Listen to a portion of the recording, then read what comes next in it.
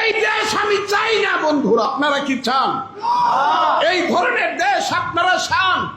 যে দেশে বঙ্গবন্ধুর মতো একজন মহান নেতা, হায় রে হায় বাংলাদেশ, হায় রে হায় বাঙালি জাতি।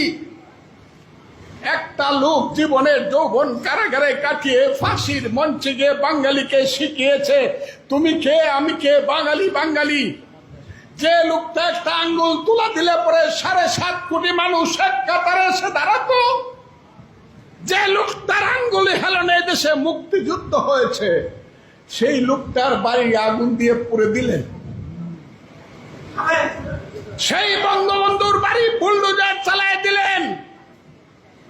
কেউ প্রতিবাদ করলো না, সরকার কিছু করলো না, মিলিটারিরা চৌকিদারের ভূমিকায় অবতীর্ণ হইল।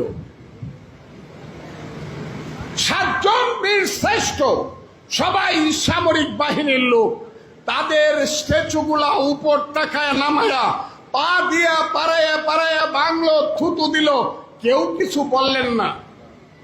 বীর শ্রেষ্ঠ কারা বন্ধুরা? বীরুত্তম কারা? বীর বিক্রম কারা? বীর প্রতীক কারা বন্ধুরা? মুক্তিযোদ্ধা কারা? আমরা।